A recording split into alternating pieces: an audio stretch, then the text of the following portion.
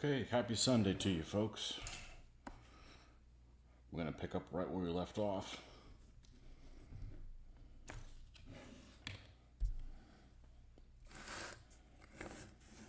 First thing we're going to do is we're going to go ahead and base coat these guys in black because these fast blade are what are coming up next. Then we will come back to finishing up the Auxilia. Because if I do the Auxilia right now, what's going to happen is when I'm done with them, I'm not going to be able to roll right into these guys. I'll have to do this and I'll wait for them to paint. So a little bit of planning ahead. Alright.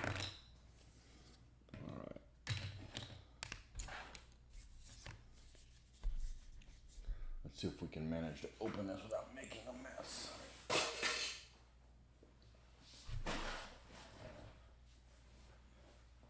What was that sound?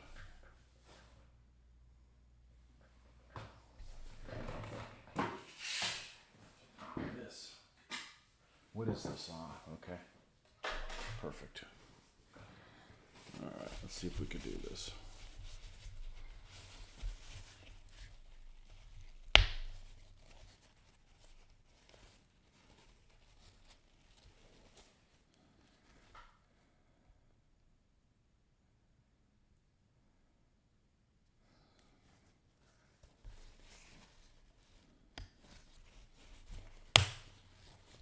There we go. That's how you do it. If I just have to remember, that's how I got to do it. Alright. This, of course, is Vallejo Surface Primer. Not the sponsor of this video.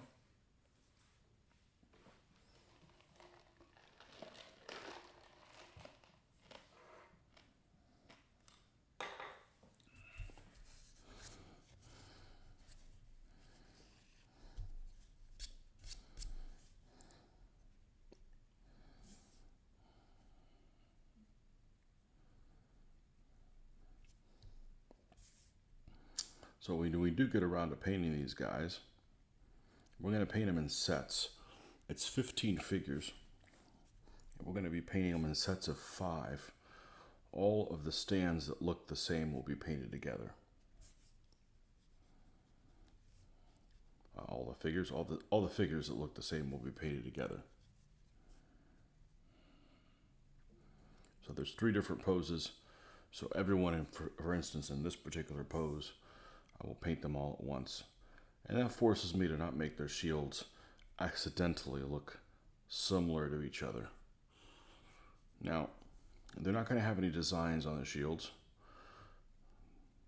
From what I've read, these guys had goat hide shields. So they were just going to be goat patterned.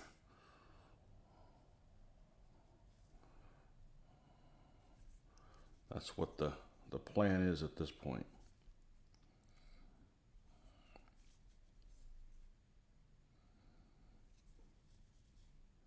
Okay, 1 down, 14 to go.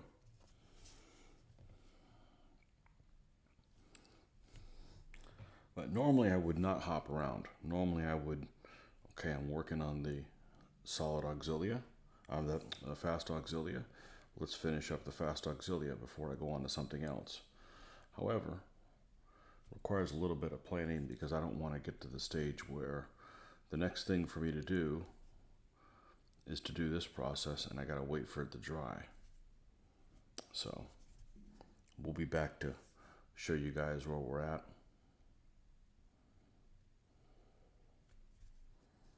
On the fast Auxilia in a moment.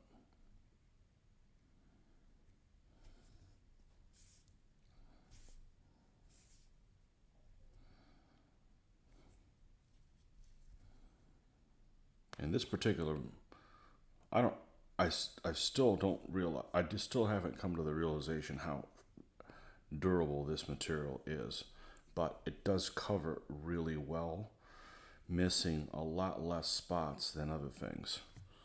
So I've been happy with the results with that.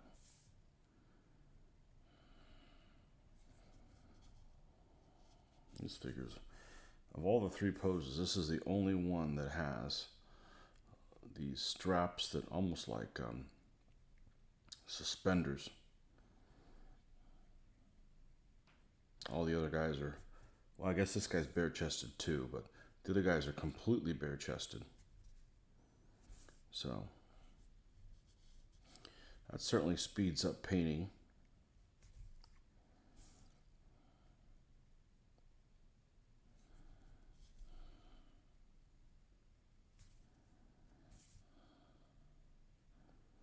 And hopefully we don't get disconnected today. It's starting to become kind of a chore.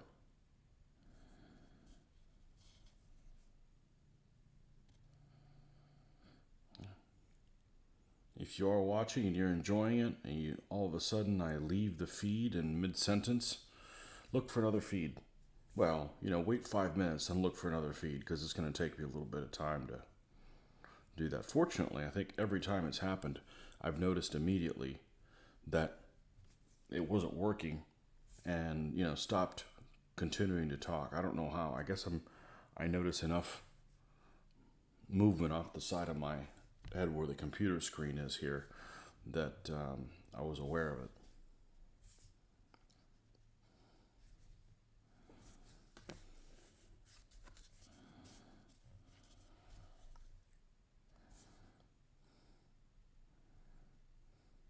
Luck of the Irish. Luck of the honorary Irish. That's what I should start calling it. Oh, luck of the honorary Irish.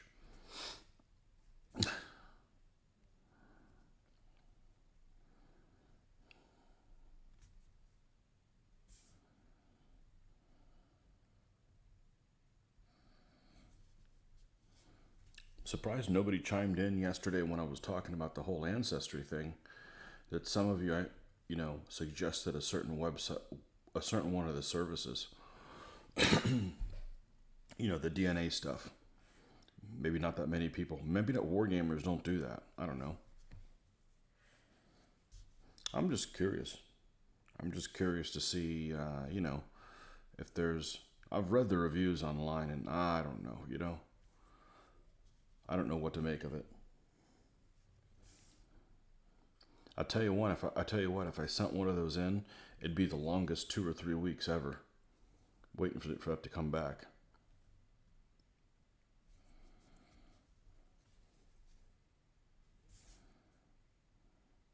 I was reading one review, and one of the big things on that is you could see what stuff you're susceptible to, and I'm like, a bit late for that.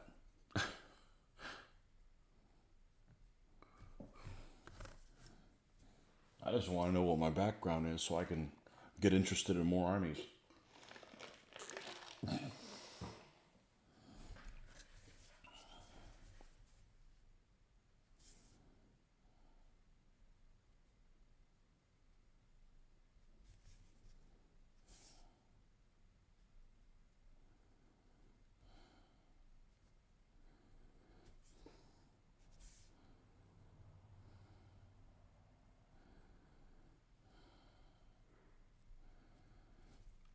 Now, it's probably going to take me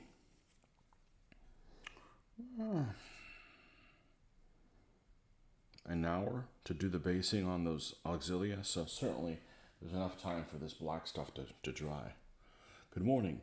I posted yesterday, but the message didn't appear in the feed. Yeah, you posted about what? About the ancestry thing? Yeah. No, I didn't see anybody post, but yesterday I think I got disconnected twice. I don't know. I didn't have this many problems with the mobile connection. Actually, I did get disconnected. Not that, well, not every time I did it, but I did disconnect it occasionally with a mobile feed. But it allowed me to stay on there until it reset itself, not kick me out and have to force to create another feed. So, like I said, if it looks like I wasn't done doing what I was going to do, wait 5 minutes and see if there's another feed, and it'll be labeled whatever the next part is. I don't remember if I labeled this one part 1, or I can go in there and change it I have to go in there and say, oh, the first one was not called part anything. So I'd change the name of it to part 1 and then create a part 2. I don't know what else to do other than to not do this, which that's not really an option for me. I wouldn't get anything done. Wow, the winds are completely still. That's not going to work.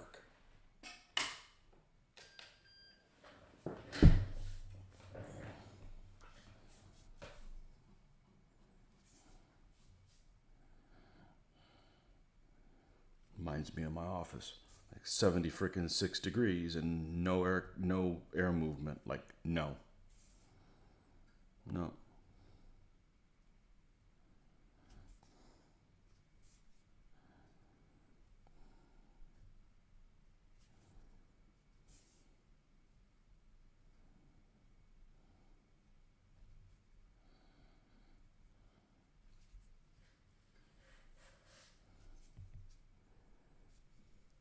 Sunday morning is definitely the most popular time. Good morning to 5 of you. Just doing this. We'll be back and doing the meat and potatoes here in a second. The final basing on those guys. Aha. CG Hobbyfly, welcome back. Hope you and yours are tickety-boo. Well, there's a smiley face, so I think that's a good thing. I'm going to go around tomorrow and say that. Are you tickety-boo? Whatever that is.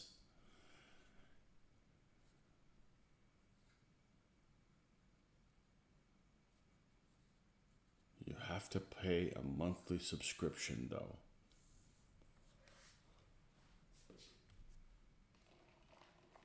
On the Ancestry thing? I'm just talking about just doing the DNA, not to necessarily create something else. I thought it was, I don't know, what is it, like $100 or something like that? I just hate to do one, and then it's like, oh, this isn't the one that tells you what percentage your DNA is from each country. That's the other one. This one tells you, what allergies you may be susceptible. I don't care about that. Because they all kind of have their own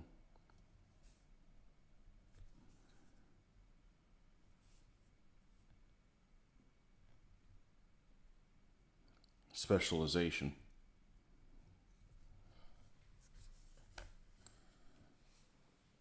Tickety-boo. Tickety-boo sounds like something you need to get before you go into the haunted house. Did you have to pay to go in the haunted house? Yeah, you have to get your tickety-boo. Tickety-boo just means good. Okay. Yes, I can't complain. I shouldn't complain. Let's put it that way. I shouldn't complain. Doing better than most. Not being tortured by the current situation of the world. There's a lot of people running around, tortured.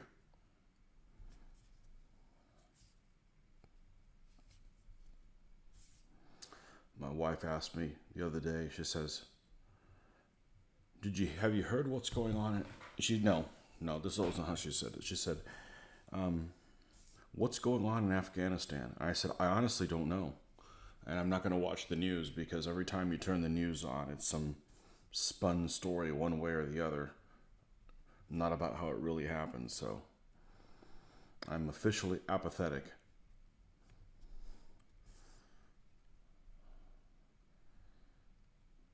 I don't want to, even if you get multiple sources, you still don't get the truth. And then you end up telling somebody else the abridged version of it. And then you're not right either, so I don't turn on the news, worry about that stuff.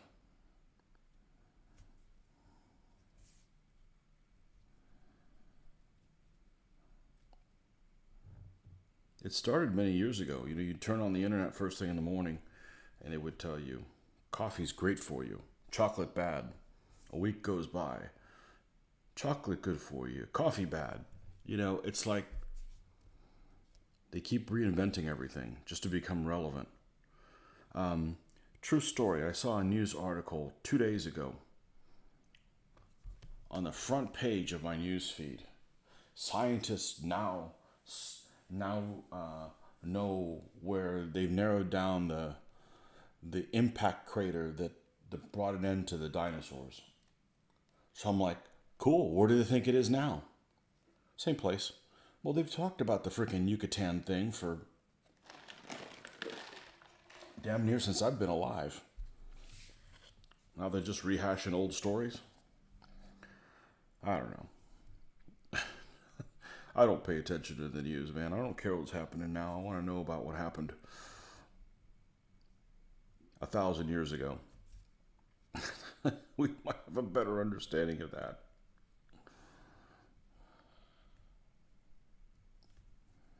So,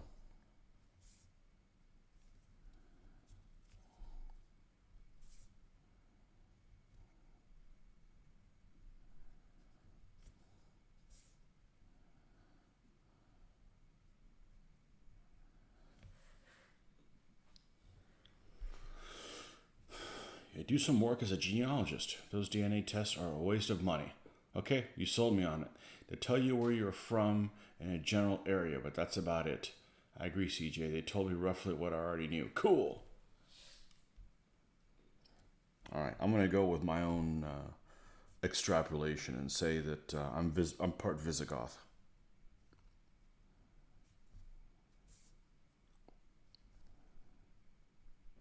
Okay, I'll take your word for it.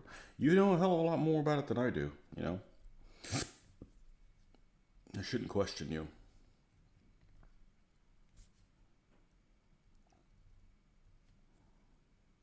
It's like if you go on a road trip with me, don't question me about directions. That's what I do for a living, and I'm programmed to be good at it. I'm not good at everything, but that's one thing I am good at. So, I'll take your word for it.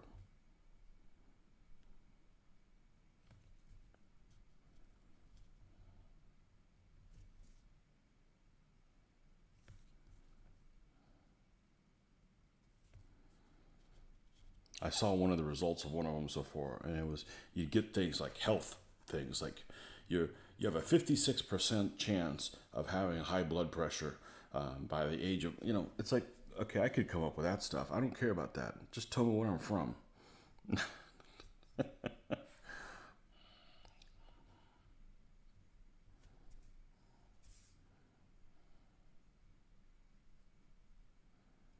So it's easier to find people, if you're looking for people, if they have a unique name. Okay, if they have a unique surname, if they have a unique first name, if they have both of them together, obviously it's issue. If your name is John Smith, it's going to be a lot difficult to pinpoint who you are or which exactly John Smith you are. But, if you have a very unique name, like those emails that we used to get, I don't want to say 10 years ago. 10 years ago, we had a thing at work where we would get these random spam emails. And the person, I forget what the subject matter is, about all kinds of different subjects. But the sender's name was a random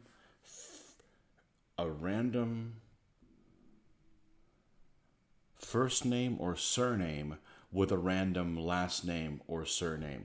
So in other words, we get two things that didn't even make sense. Like, for instance, you got a message from Rabinowitz McGillicuddy, or Thompson Ford, or, just random fake people that I was like, man, I need to come up with these names. It'd be names for adventurers, or something like that. Or Rabinowitz McGillicuddy to the rescue. But yeah, it was really strange why they, that was 10 years ago, probably 12 years ago, something like that. I lose track of time at work. I've been there over a quarter of a decade, so.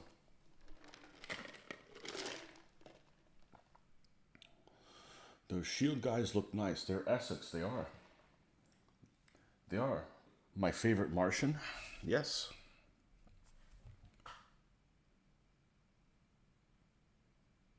The only thing that doesn't look nice about them is they have no headgear. And I find it, do I have one of each pose? No, I already painted all the ones of one. Sorry, here's another one.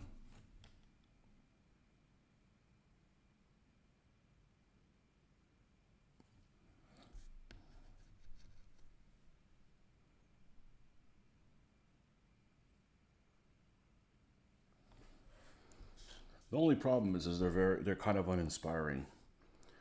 You know, they don't have much. You have to create everything out of something, but something out of nothing. There we go.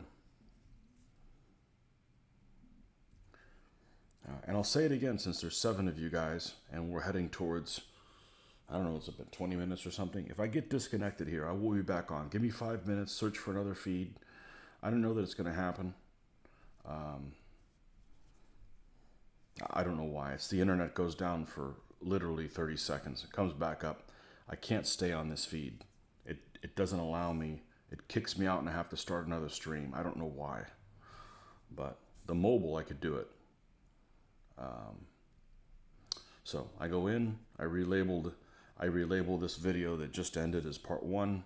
I start a part 2, and I'm back, and I think I got it down to under 3 minutes. So if you enjoy this, please come back. If you don't, there's your out.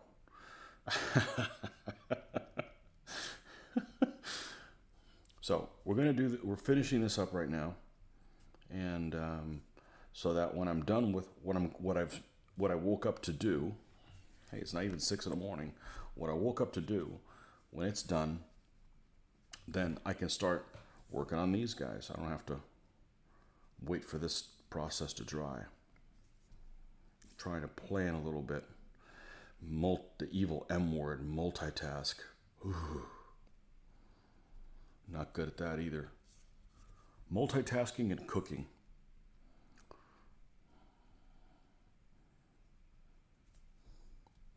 Actually, I don't know if I'd be good at cooking. I haven't tried. I assemble things.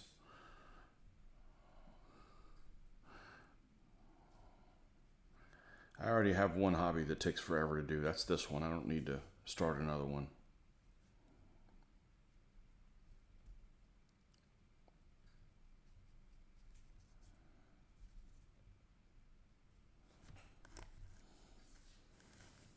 Rabinowitz McGillicuddy, Private Eye. Yeah, doesn't make any sense. Did Amorites have any kind of design on their shield, or was it just some kind of animal hide? Goat hide. I don't think that they had any design. These won't. These will just be goat hide.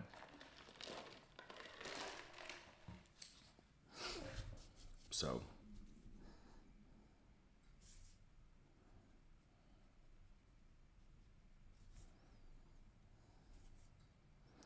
And these will probably be, so I've got 2 types of units that have these goat hide shields in the army.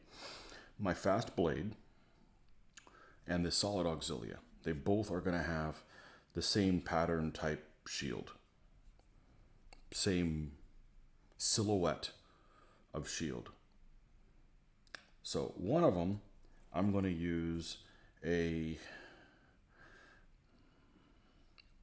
light brown palette, and the other one I'm going to use a light gray palette.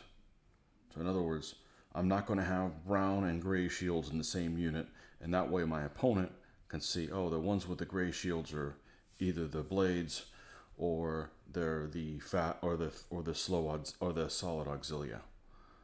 It helps distinguish them even more. So I'm thinking I'm going to do the gray ones on the blade, but we will see. Only because these guys' skin is kind of dark, and the skin that came out on my Amorite Auxilia is a little bit darker than I would have liked, but I think it'll work. I mean, the guys have been on the frickin' sun their entire life. You know, I mean, their skin ought to be leathery to begin with, so I'll show you guys in a second. We're nearly done here, and I'm not saying I'm disappointed, but it turned out a little bit darker than I wanted. Now, it turned out well, but I remember these guys are like desert nomads. So I have a feeling they would be very, very tan.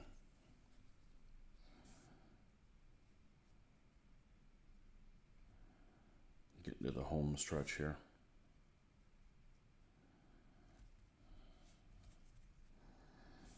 And this primer isn't perfect, but it's better than anything else I've used. It's better than the Acryl that dries out really easy in the bottle and I end up wasting 2/3 of the bottle. It's better than having to thin the enamel because it got too thick.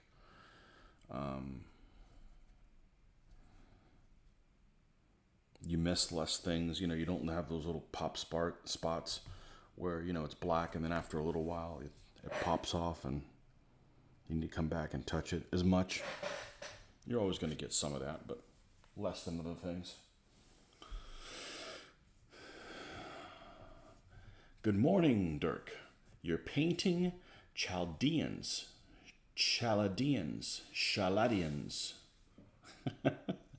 which look very similar to what you're painting. See, and this is why I'm not really interested in painting another Book 1 army. They all look the same. Unless I can just add a few figures and then make a different army. In other words, double use these figures for other guys. And that's a possibility. I don't mind painting different chariots. So for those of you that are in the US, which of course is none of you, because only this idiot would wake up at this time on a Sunday, the distributor for Essex in the US I guess a couple of weeks ago, they've decided to stop their mail service. So now we have to go get things from the UK again. Oh well. It happens. First world problems, right? Just got to be more careful about ordering things and not using them. Or ordering them on eBay. There's quite a few people that have things on eBay that have a more reasonable shipping cost. Might actually cost more, but the shipping cost is less.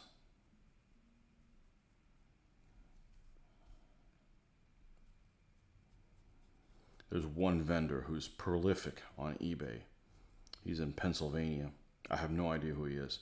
I suspect I do know who he is, but I'm not going to say because I don't want to be wrong, but I think it's someone who has a storefront who used to sell at Historicon. But anyhow, so this guy has all kinds of interesting things from different manufacturers, and some of them they're posted as the wrong figures. So I sent him a little note like, hey, these aren't Old Glory guys. They're really whatever they were, Essex. And he didn't respond back or correct the listing. So I'm like, okay, well, I can take a hint. Just figured, hey, I can identify figures. Maybe this person doesn't know. I wasn't doing anything nasty, just helping his listing be more accurate. Okay. Don't have to tell me twice. Or don't have to not tell me twice. There you go. But his shipping is ridiculous. His shipping is like $8.95 for anything or something like that. It's a lot. Maybe it's $6.95. I don't know. It's a lot. It's a lot to just order one thing from him. So I've come close to getting stuff from him, but I haven't. But he's got out of print, he's got figures that are difficult to get a hold of.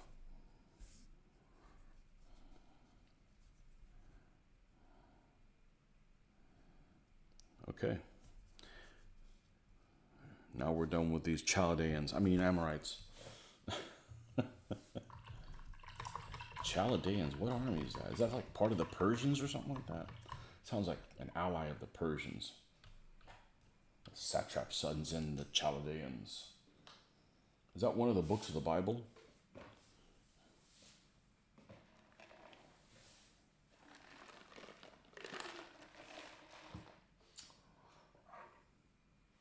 Letters of Mark to the Chaldeans or something.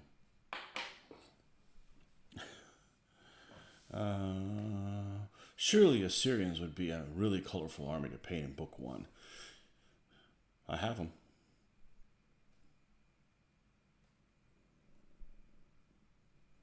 Interesting to see how my shields come out. I'm actually looking forward to that. I like stuff like that. You know, I'll like how they'll turn out, or I'll repaint them. You know, okay, enough of this nonsense. More nonsense. All right, so here's where we left off. We didn't leave off. Well, actually, we did. We glued these guys on. Get this out of the way. On these, we gooped these yesterday. I think. I can't remember anymore. Been disconnected too many times. All right, let's move it over here to get over there. All right. So here's these 2 stands of these guys. So they're darker than I would have liked, but they're the same color as these, which I was perfectly happy with.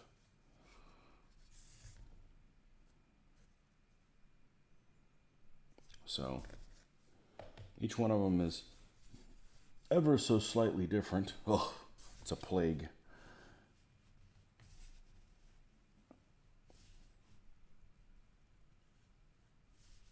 And I think they turned out pretty well. No, they're not really going to shine until you get the basing on them. So let's get that going.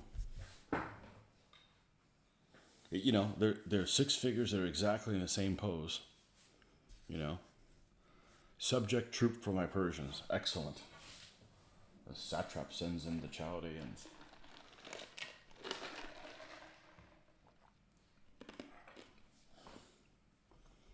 Exact tribute from them, but they have no money. Exact it from their blood.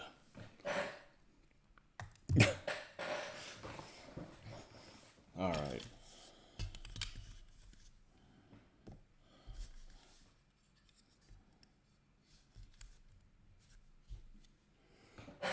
Persians, man, the Persians.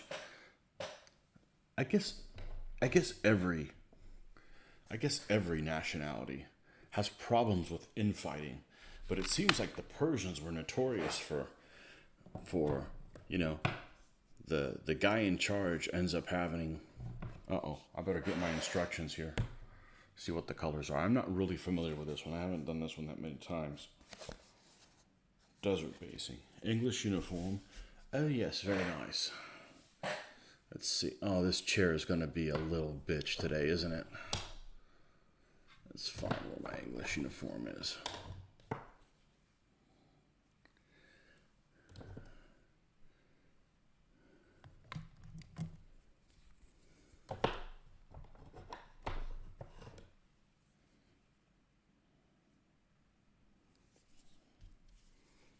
No, I just used this the other day. You would think it'd be right here.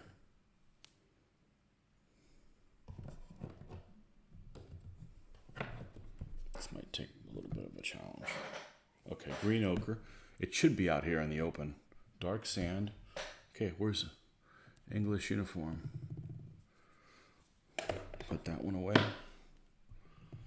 Imagine how this would be if I wasn't organized.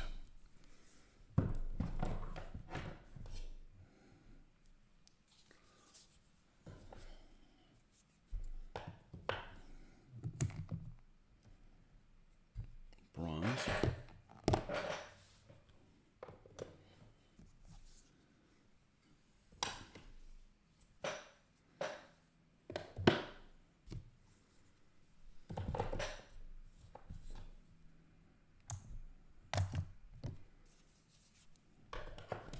Red. Blue. Metal.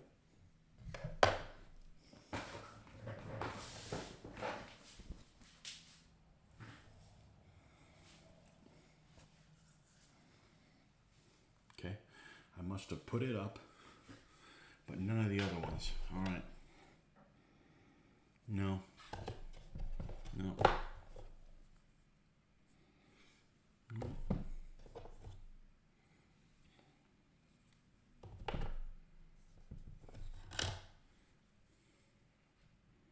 Here it is. Which I need to go to the store and buy another one of these.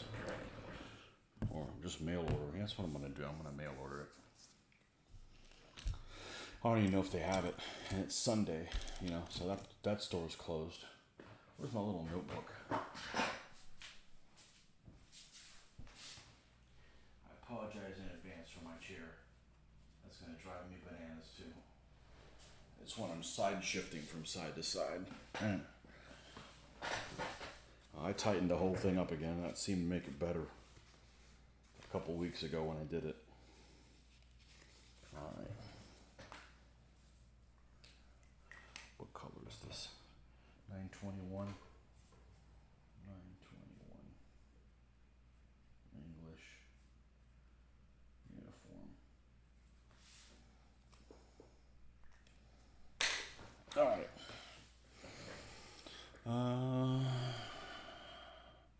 You think the Chaldeans? Yeah. The Chaldeans were around the same area as the Amorites, but at a later time period, subjects of Babylonia. I don't know. There's your reading assignment, folks. Hey, Chaldeans. Ah.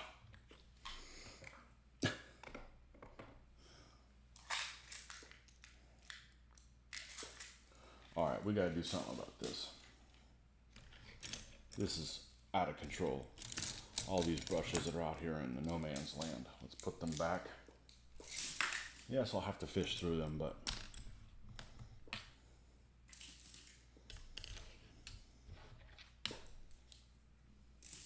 ooh, I can think now.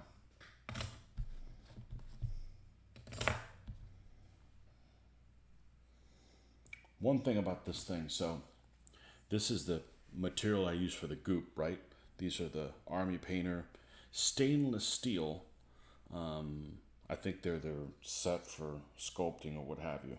They're pretty good. They're pretty inexpensive. I don't know where they're made. I don't want to go there because that was before my my boycott on that country. But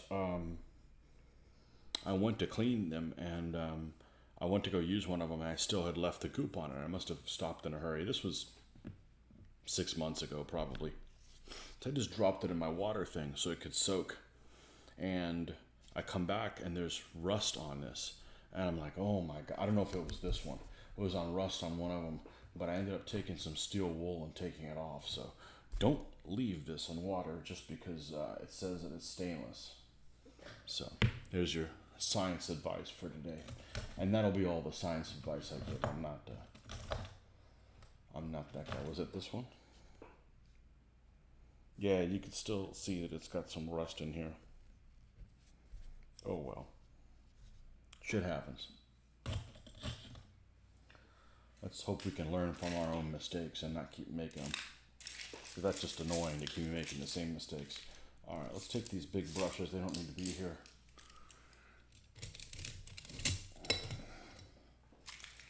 And what brush are we going to use for the basing? We need to use kind of a small one to get in between the legs. But not one that's really, really good. Because as you rub over this material, although it's not very abrasive, it's enough that it's going to come into shit. Oh, this is weird. This is like solid. See if we can wet that and get some shape in it. Because the shape of this brush is okay. I guess if I had better brushes, I'd probably take better care of them. I take care of the ones that are, that have decent detail. I guess that'll work. All right, let's get it on.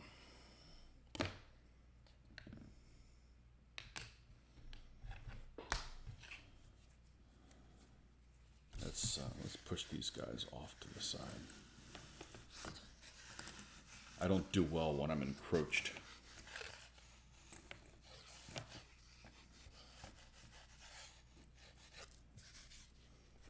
I have a good attention to detail, but I also distract easy. And coffee only makes that worse. I thought it would give me the shakes, but no, it doesn't make me shake. It just makes me go, ooh, squirrel.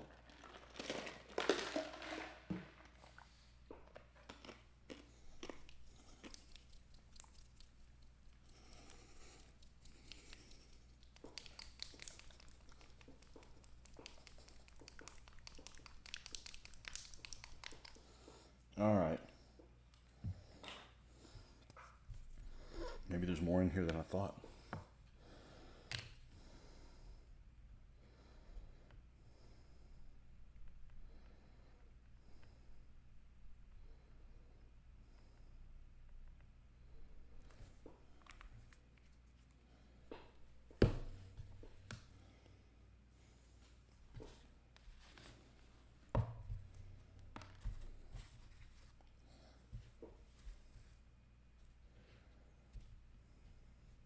What did I write down on here?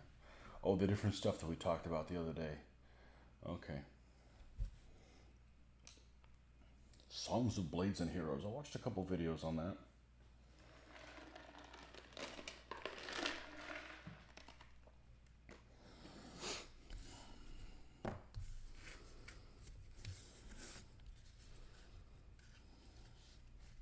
I'm just not a rules guy. I mean, how long have I had Basic Impetus and never sat down to read it? I want to paint. I want to paint. I want to surf figures. I want to daydream about what figures I would use. That's it. The gaming, you know, I can paint. I can play other things if I want a game. I recently picked up the. I can video game if I need to. If I need a game, I recently picked up a video game I'd been on the lookout for a long time until it went on discount. It's the BattleTech game, and way back in the day, I played that way back in the day, like early '90s. We used to get together and play BattleTech. I had 40 or something mechs. It was a decent game.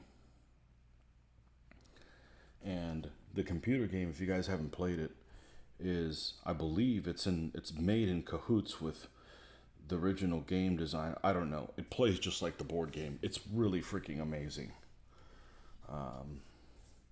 It's a little grindy, as almost everything is, but you basically run a mercenary company, and you can change your mechs, go into battles, salvage parts, modify them. You have operating expenses, go on different contracts. It's really pretty. It's really pretty neat, and it's turn-based, so you're not constantly stressed out about rushing from one place to another. So, and the missions can take anywhere between. I guess they could take like an hour and a half, but most of them are about half an hour of play, maybe a little bit, something like that. So they're reasonable. It's a fun little game. I've been playing that now for a couple weeks.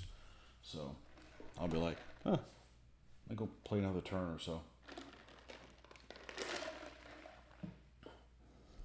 And it had been like $10. It's not bad. I figured, I'll piss away $10, see what that's about.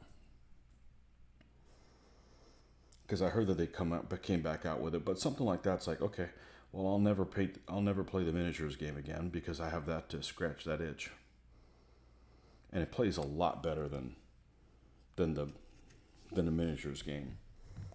It's really a board game, but I call it a miniatures game because we used to play it on a battlefield, like say like a micro armor battlefield, and we just changed the hexes into inches or whatever it was that we did. But yeah, I had like 40 mechs. Those were some of the first things I sold on eBay in the early 2000s. Maybe even 2000, 2001, something like that.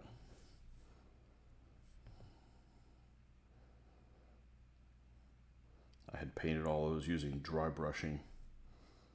And I remember they looked okay by today's standards. They weren't like, man, I painted this in my youth and it looks like crap. I don't think that was the case with the mechs.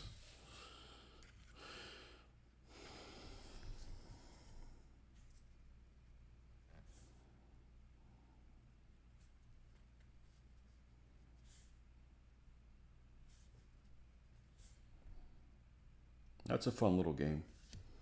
If you guys are looking for something to game on. I know some of you guys can't meet in person with other people. So like I said, I can always get my game on through other things. But painting is painting. So it doesn't scratch the painting itch.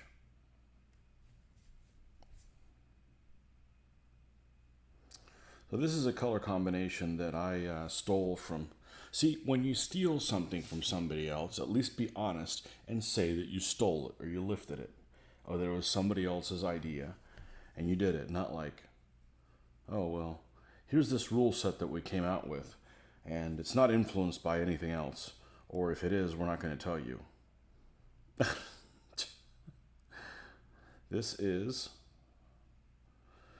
These are color suggestions that were lifted by an article on Flames of War. I don't play Flames of War. Never will. I have played it before. It's not my thing. There's lots of things I dislike about Flames of War, from the codex, how codexy it is, and how revisiony it is. Plus, even if it wasn't those two things, I don't want to simulate what they simulated in World War II combat, but it doesn't matter.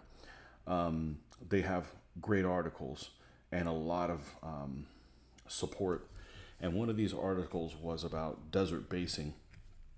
And they gave examples of, like, they just had like multiple stands with, I don't think there was even a vehicle on it or troops on it, and just said, here's this for Tunisia, and these are the three colors that we used. And this is this one for Libya, and these are the three colors that he used. And I looked one of them, and the nice thing is they're Vallejo codes, so you can go, yeah, I kind of like how that looks, and try it out. And this is the one that I did. I forgot which one this was labeled as, but I like how it turned out. Ciao for now. Take care. I'm off for a barbecue, baby shower.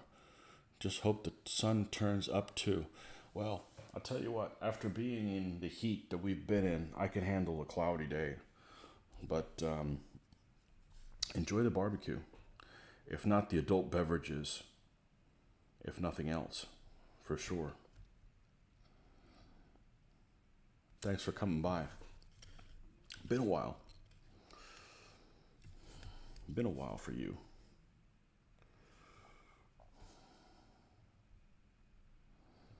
That's all right. People got other things to do. I'll take people when they come over. I don't want to be like somebody's mom. It's been years since you've come by.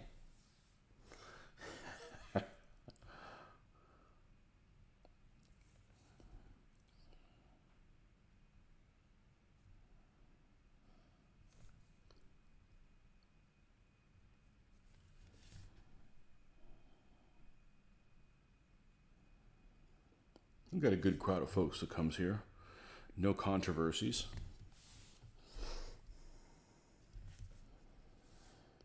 I look at the comments in other videos of people that I follow. I mean, obviously there's a lot more people that are involved in those videos, like watching them and stuff. But man, there's some people that are out there just to do no good. There really are.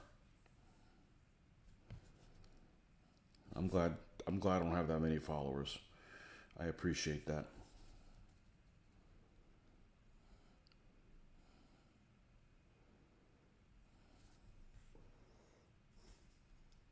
Internet trolls and the like.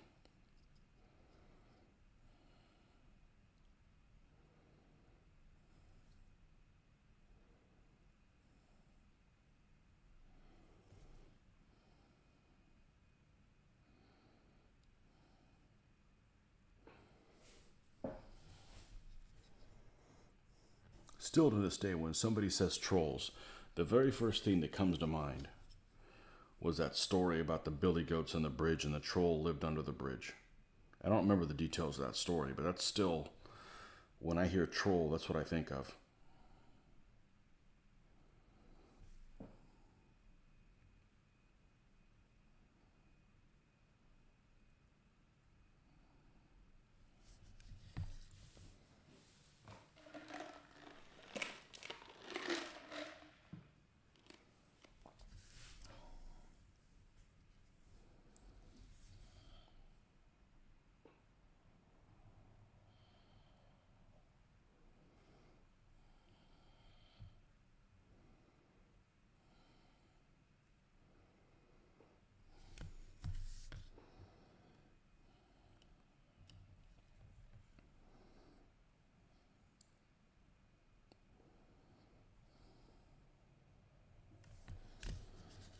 that's one creature that there's definitely a lot different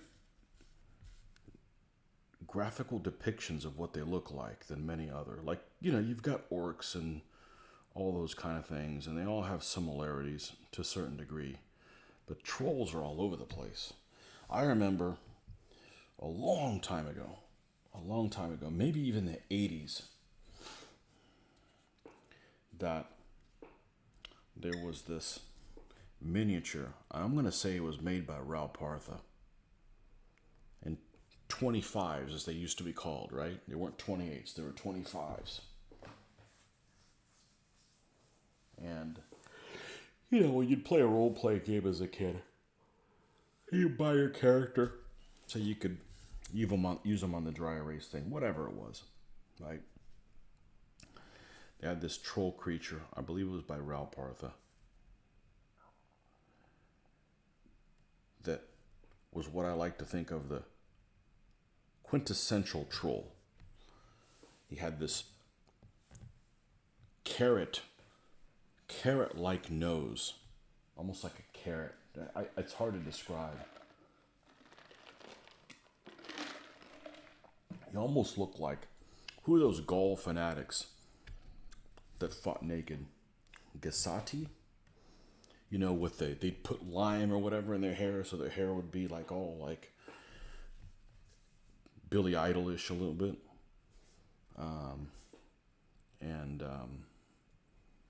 They fought naked or whatever. So it almost looked like one of those guys. Obviously, the troll wasn't naked. That would be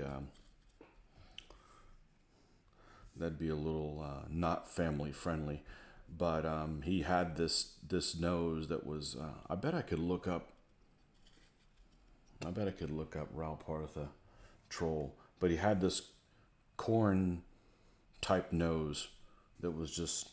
And I don't know whether that was because that was in some dungeon manual or whatever for trolls, and it kind of matched that. But anyhow, yeah, that's what I think of when I think of trolls. If you go and look at Games Workshop stuff, Games Workshop trolls look totally different.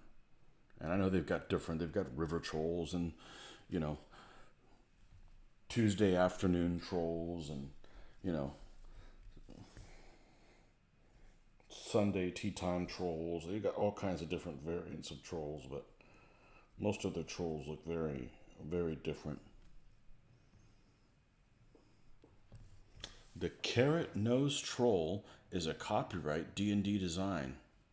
Well, take it to the sculptor. You know what I'm talking about then.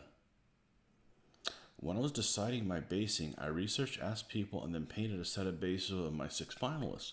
That's a good idea. I chose which one I liked the best, yeah. That's a copyrighted design, huh? Well, it's a good one. I like to look at that. I like to look at that guy.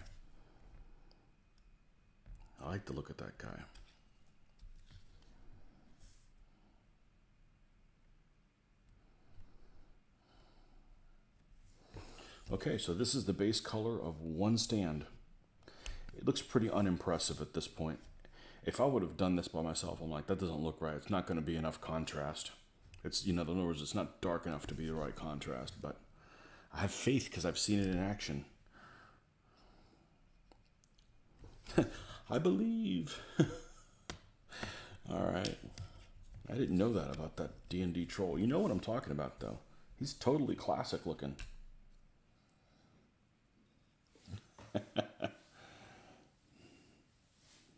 I like the Otherworld Miniatures trolls. They are superb. All right. That's another thing I need to check. Otherworld Miniatures. I would do 28s if I didn't know I was going to spend a dozen hours painting each one. And I would. I can't just... Think about it logically. You guys have seen how anal retentive I am painting these stupid 15s, right? If I paint 28s, I'm not just going to be like, well, we use contrast paints and dip them. No, you'd do that with this. You wouldn't do that with the bigger figures. They're too expensive and they're too nice looking and they could be, and there's people out there that are just wizards as far as painting quality. I mean, I don't hold a candle to them. I mean, I guess I could get better. And I see things painted online, and I don't go, oh man, that looks too good, I'm going to give up painting. I'm the opposite. I'm like, well, that clown can do that, I can too. Is this just a trick? It's just a trick. But I don't have 12 hours per figure to do. Otherwise I would. It used to be many years ago, I didn't like 28 millimeter figures because there was a little variety. Now there's all kinds of stuff that's really, really cool. Oh, thank you. Bless you.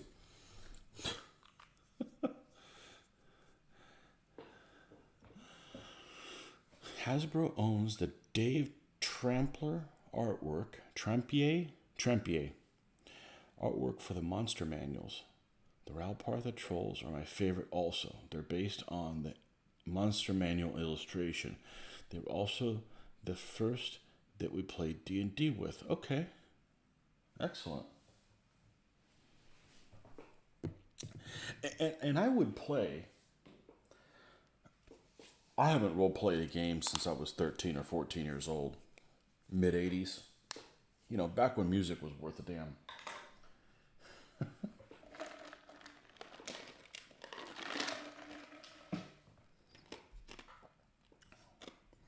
It's funny. I'll listen to some of that old music. It's not old music. It's music from my youth. And go like, oh man, I really like 80s music. Oh, but not that song. Oh, I hate that one too. Oh, I can't handle them playing that. There's always, no matter what it is that you're interested, there's always something like, man, I don't want to hear that thing again. But I would play a role-playing game if it involved miniatures, where you could move them so you could see the spacing in it. Because what I really want to play is the tactical combat portion. I don't want to be like, well, I'm going to search for traps, or I'm going to, I don't need to I'm not a LARPer. I don't need to do that kind of stuff. I like to do, it's the difference whether, I want to play a role-playing game the way I play Diablo. I just go around and kill things, and it's all little scenarios, little tactical combat scenarios. You also like the depiction in the Norwegian film Troll Hunters. I'm not familiar with that one. I can't say that I've seen a single Norwegian film.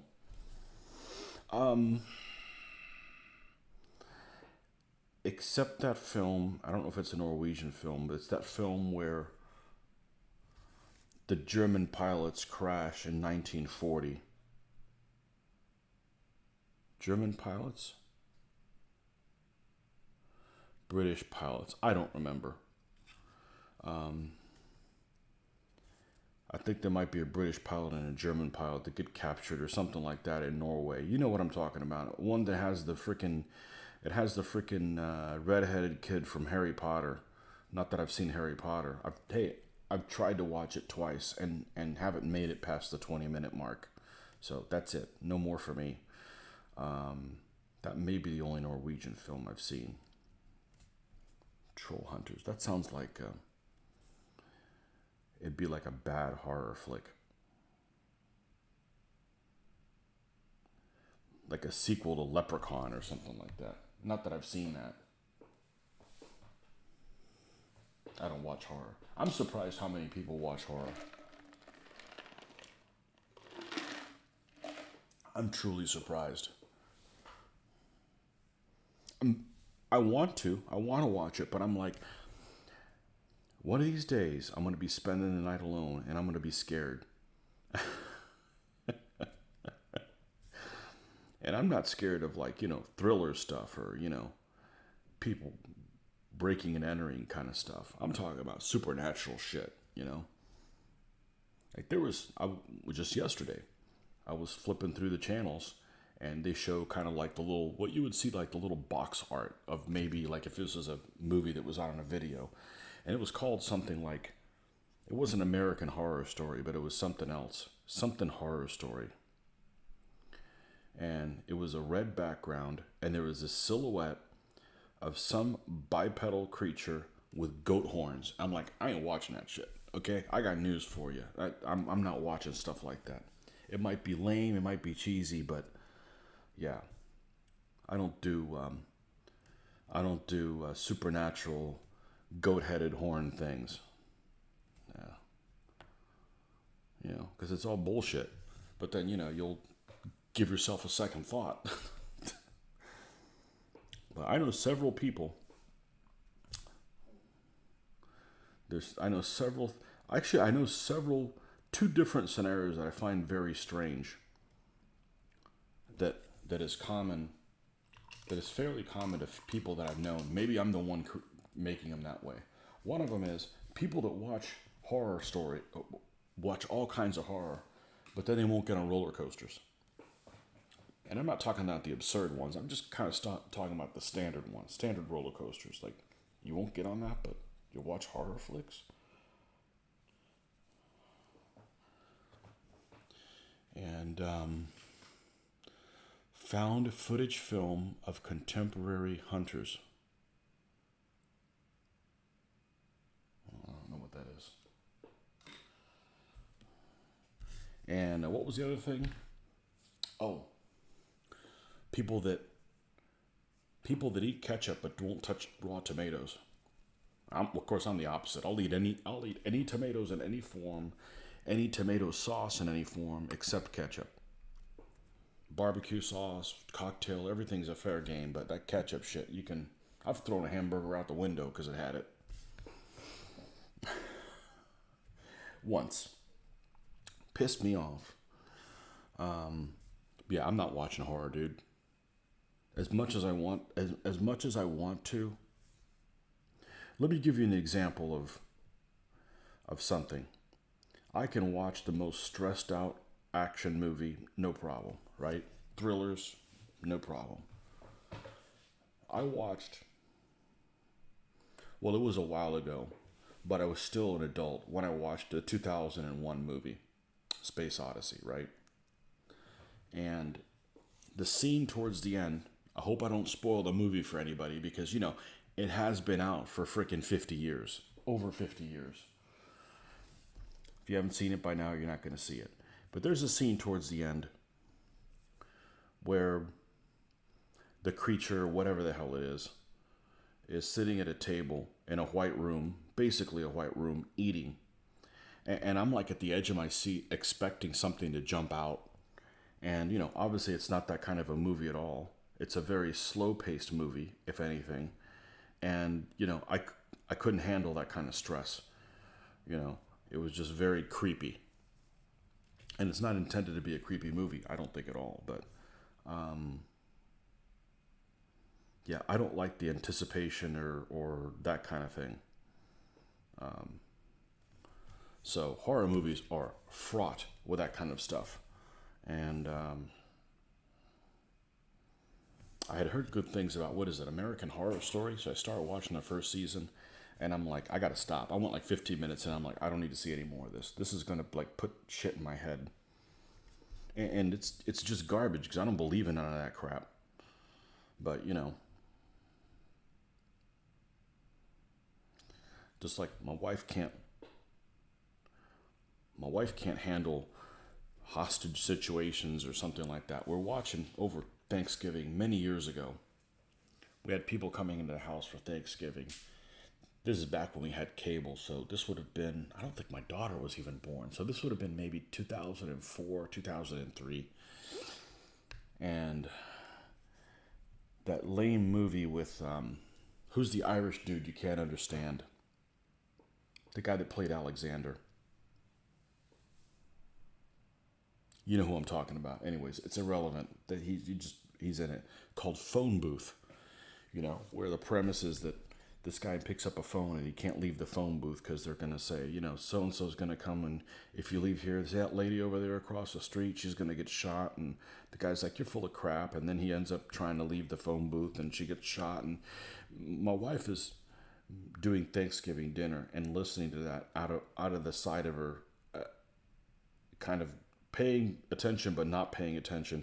And she said she got to turn off. She couldn't handle that anymore. And I'm like, whatever. They're just actors. I don't give a shit if they all get potentially killed. Colin Farrell. That's what his name is. Can't understand that dude without subtitles. Anyhow.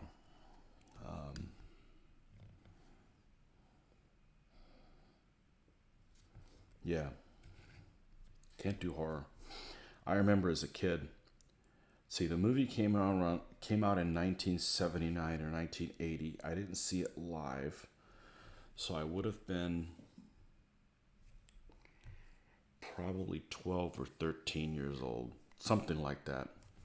And I was over at these people that we knew were out of the country, and we were watching this video as you know, teenagers. We were watching the original Halloween, and I remember not being able to sleep watching that shit. You know, and if I watched that movie now, I'd be like, what's the big deal? I mean, I haven't seen it since, but yeah, you don't want to see that crap as a kid, you know. But lots of people like horror. Supernatural horror.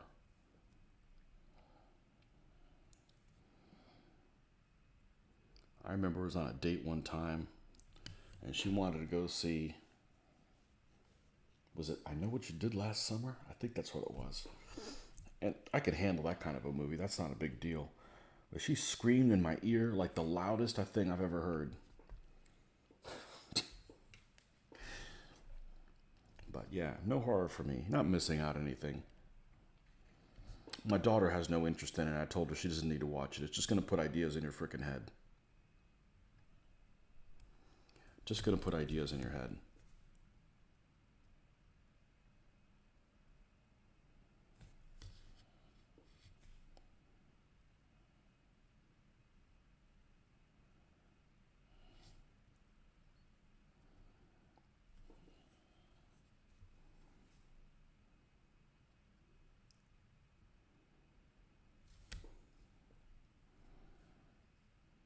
But as someone pointed out yesterday, I'm not much of a movie person. I'm really not. I expect so much better out of movies than they're willing to give you. We want to see a good story. They just want to make a buck.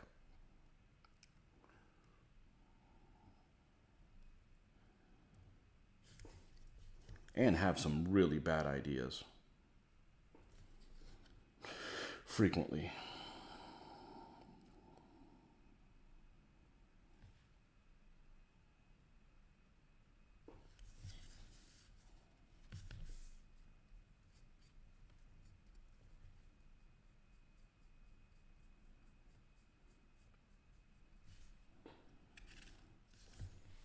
Did I miss something? No. You guys are still in awe that I won't eat ketchup. I won't. Just give me cocktail sauce instead. Cocktail sauce is awesome.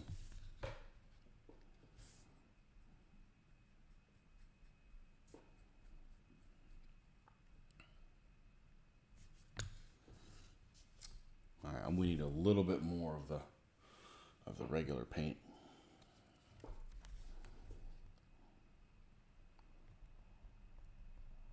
Tomatoes are awesome.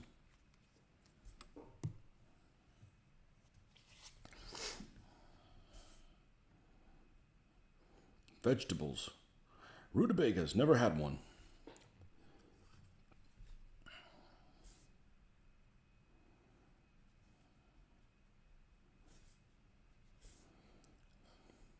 I hear enough about them.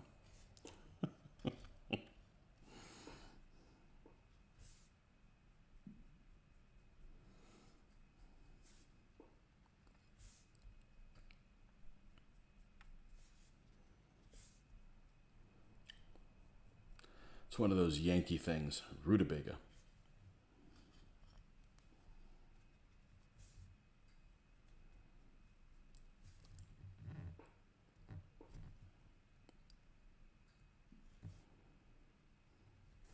Okay, now we're done with this. Let's rinse this off.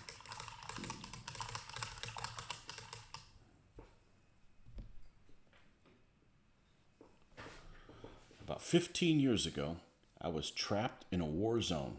Oh, that's not good. And there's some hostage movies I find hard to watch. And I would not want to be in a war zone unarmed. I don't want to be one to begin with, but at least I want to take somebody out.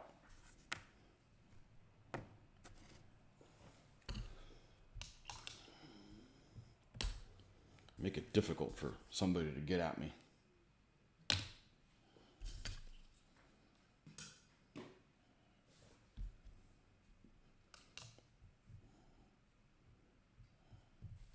What was that movie with Owen Wilson where he's like in Vietnam or Laos or something like that on vacation, and they have a revolution and he's got to hide his family, whatever. That one was all right. No Escape, I think that's what it's called, something like that. That was all right, despite it having Owen Wilson in it. Not a fan. But wish there was more movies with actors you didn't know. I think it would be better. Could save a lot of money too.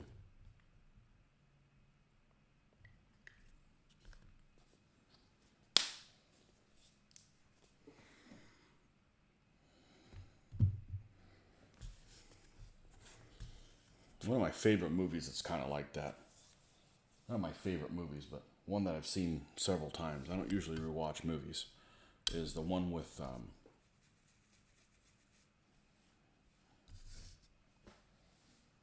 DiCaprio and the Digimon guy. I know that's his name. That's just how I remember the guy from. He's been in everything. Blood Diamond. Blood Diamond's a great movie. So,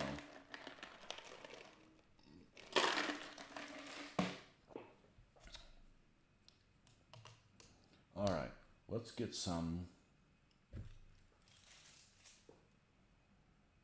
a dry brush.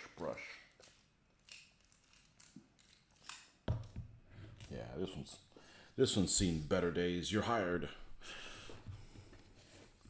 No Escape, you can't watch it. Yeah, I could totally see why you wouldn't be able to watch that. Warzone, I can't imagine. I'm glad you made it out, man. Hopefully so did everybody you were there with.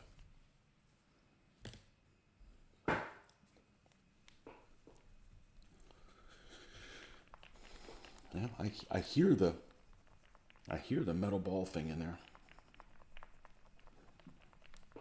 Yeah, I don't want to go to any country where stuff like that could happen. I mean, I guess it could happen anywhere, but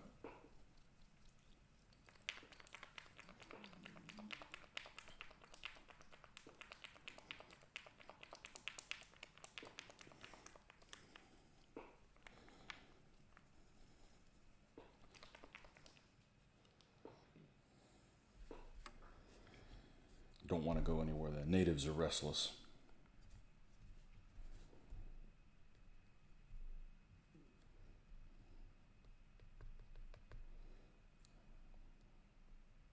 I don't know why the hell this one's so damn watery. I think what I did last time is I actually opened this up and took this off. And wiggled this thing out. And then the real watery stuff comes out, but the stuff that's impacted doesn't come out. But I can mix the two and get enough. I think that's what I did with this color. I need to buy another one of these. Green ochre. I'm going to write this one down too. We're going to order this one as well. 914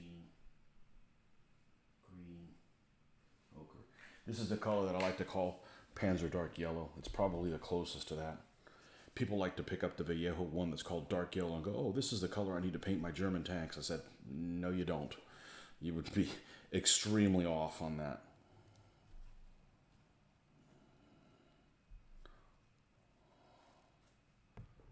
Oh, boy. Let's get... There's got to be some good stuff here. There we go. We'll put this on this cardboard, help dry it out a little bit more as well.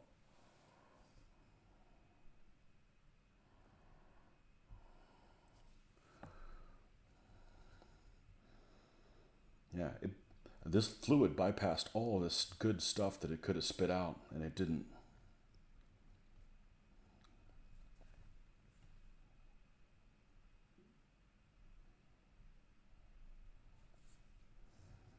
Look at all this is good stuff right here.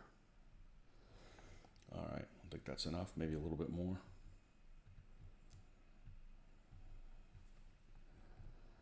For whatever reason, it's not blending it well.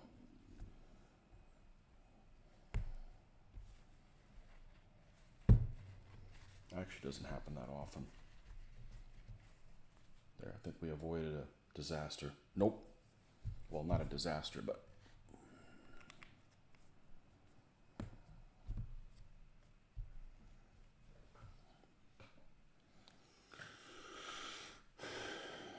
Beirut. I was there by myself. Eventually managed to make it out to Syria. Boy, that's something telling when you want to escape to Syria, but that's when I had that under control a little bit more. Yeah, I got no plans to go to the Middle East ever. I'm glad you made it out, man. That's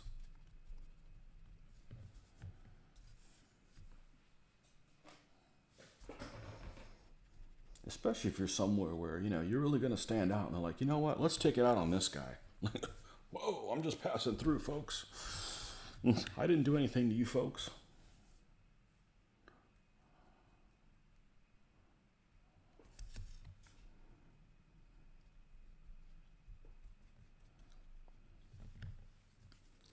We were going to travel to Mexico a few years ago,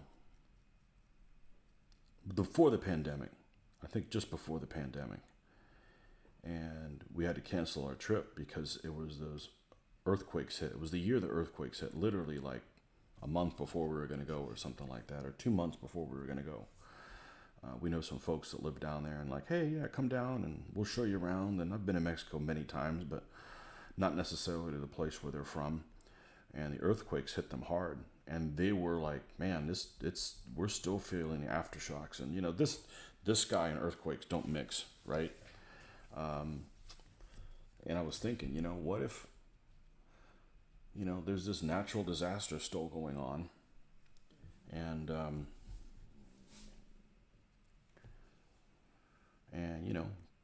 people are in need of help and nobody's helping them, and then the drug lords decide to step in, and the next thing you know, there's a war going out. I'm unarmed in another country,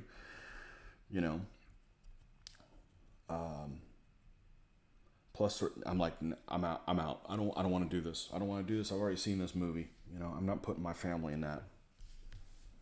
I don't want to see that. 'Cause I fully expect something like that's going to happen in that country any moment. You can't just let this mafiosos, drug lords, whatever the hell you want to call it, in an impoverished place with a natural disaster. That's got a recipe for all kinds of things going sideways. And yeah, in a place where you can't trust the government or corruption. No, I'm like, no, I've seen this movie. It doesn't end well.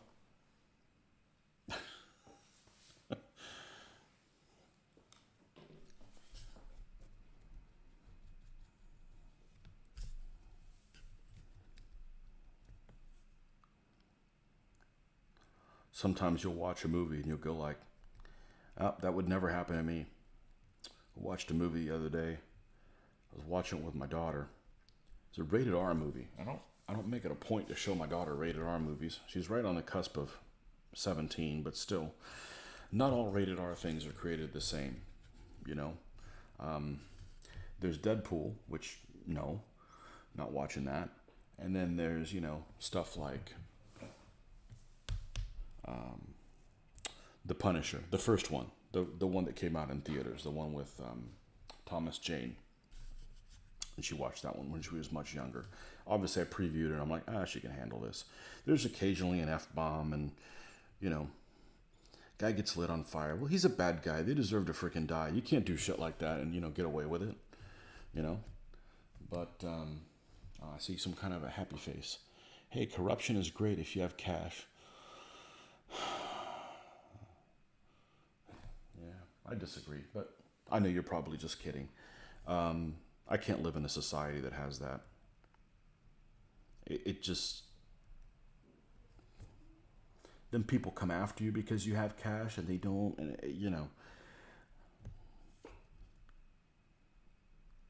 these people that say, hey, I'm going to retire here in the U.S. and I'm going to go live in Central America because it's easier. This guy's not. I'm not moving down there. I'm not moving down to a place where you can do whatever the hell you want just because, then there's a revolution. They come after you first, and I'm not interested in that. I've seen that book. I've read it. I don't want to be part of the statistics. I'm good here.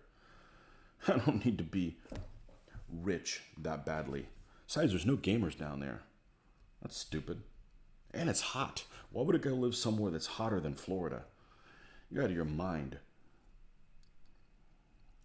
So, anyhow.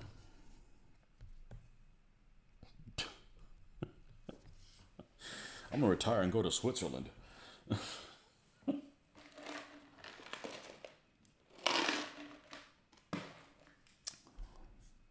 So, rated R movies, I don't make a point to show them to my daughter. But occasionally there's one one will come along. Let me check the color of this, make sure I got enough dry brushing on here to make me happy. Yeah, that's about right. Maybe a little bit more right here.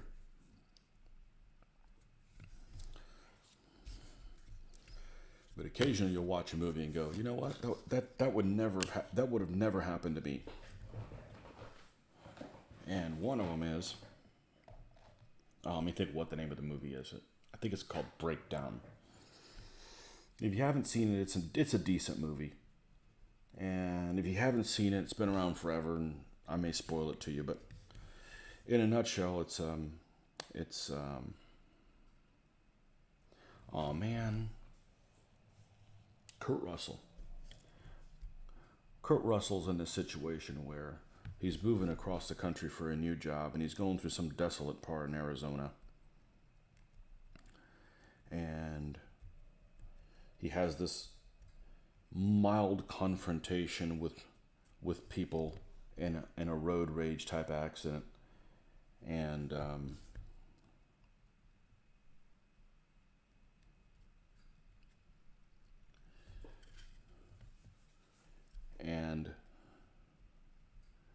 he goes and stops and gets gas, and they mess with his car, so he breaks down on the side of the road. And he's in the middle of nowhere, so his wife and him split up to go get the car repaired. She goes off with some trucker, which looks totally harmless. And come to find out, sorry if I'm spoiling the movie for you, but you should have seen it already. I don't watch that many movies, and this thing's been out for 30 years or so. 30 years? Maybe 25 years. Anyways, wife and him split up, and she's not where she's supposed to be, so he goes looking for her, and he catches a glimpse of the truck driver, the truck that took his wife down to this whistle stop where they were going to meet at. And the trucker's acting like he doesn't know who he is, like he'd never seen him before or whatever. And you're not really sure as a viewer what the hell's going on, but a cop shows up, and he's like trying to explain his story to the cop. And the cop's like, after kind of ask questions like, well, there's not really anything else we can do. They kind of go each separate ways. Like, that shit would never happen to me. Because I can just see the way I am. If you know that's who did it, I'm following that guy. And, I'm going to start putting bullets in his leg until he speaks up where my loved ones are. I'm just saying, that's, you go to if you can't do the legal recourse, you got to protect your family. So I'm watching, I'm like, I can't believe this guy's driving through the freaking desert unarmed. I mean, this is America.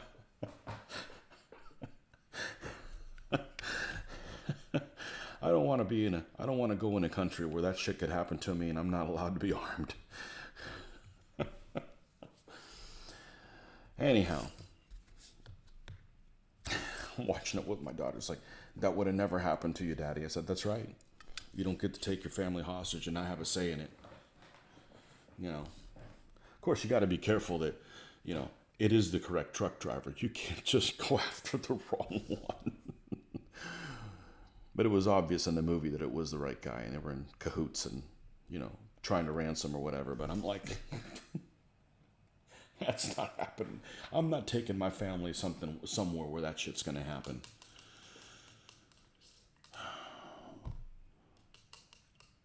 You were offered a job years ago in Zimbabwe. Nope.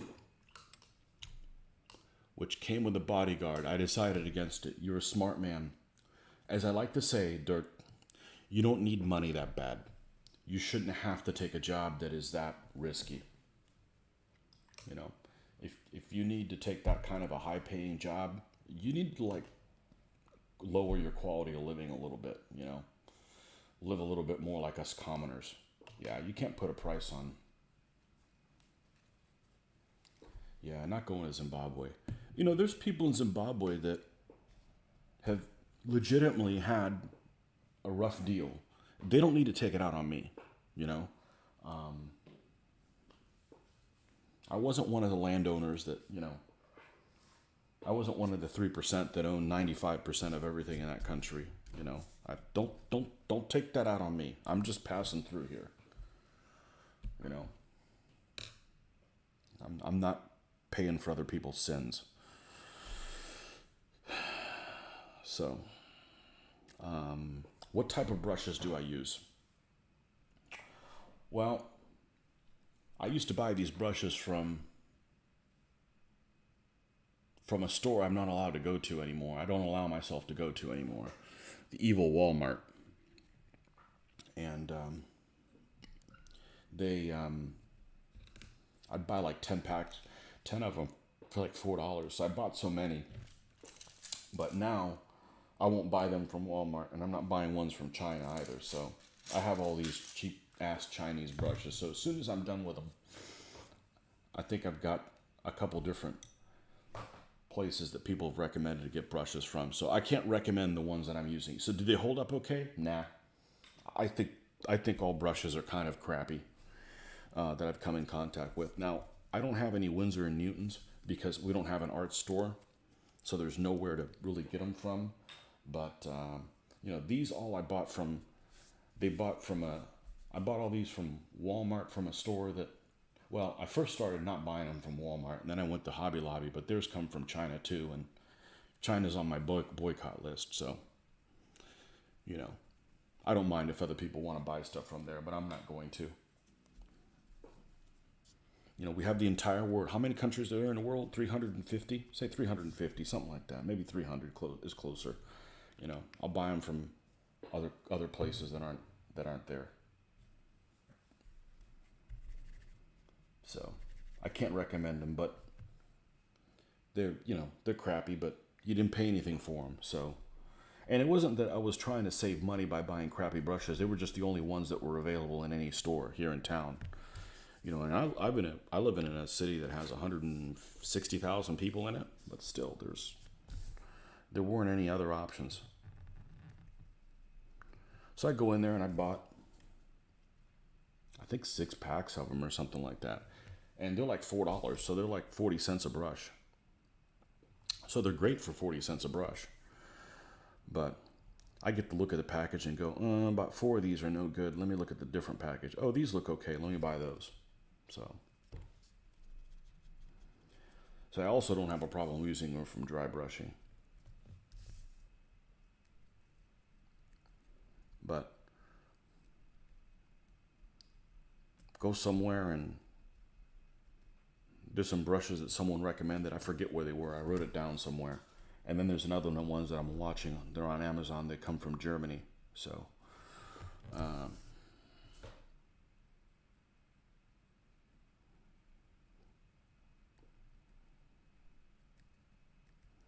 wouldn't have bought stuff from Germany 80 years ago, but I think they straightened their act out.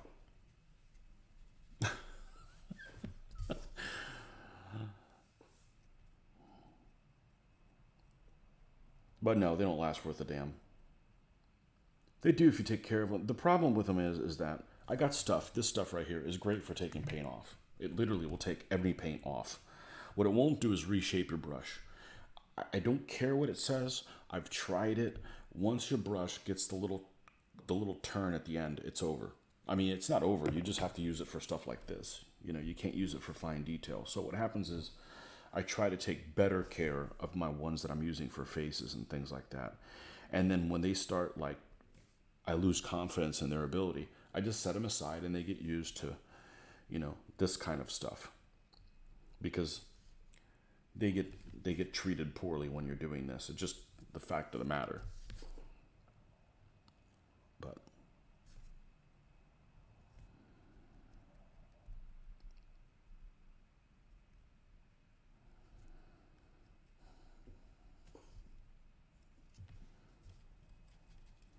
yeah, I'm not taking a job with a bodyguard.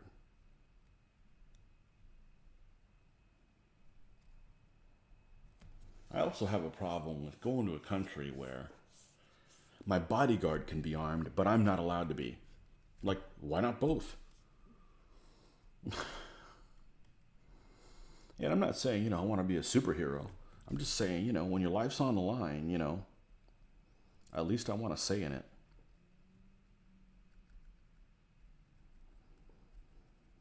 It is a last resort, but man, at least give it to me. Okay, that's about good.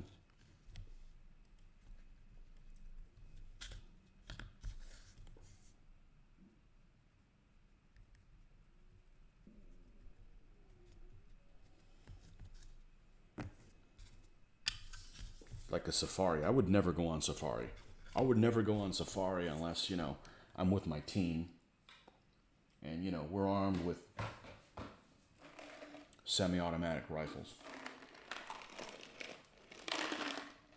You know, my team is 6 guys and we all have FALs or something like that. You know, I don't want to go out and kill animals, but I also don't want to be a statistic.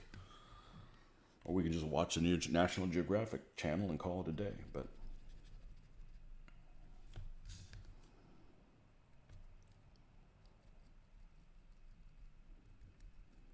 I need to make it back alive, folks. I got a lot of painting to do.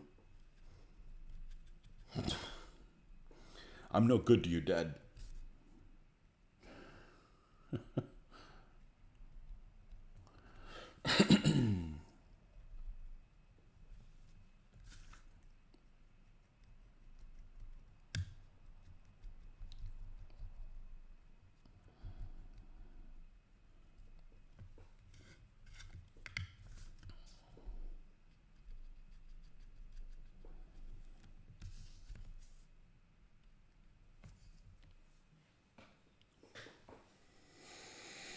You've put a few aside to use exclusively with metallic paints as they seem to deteriorate quickly with usage.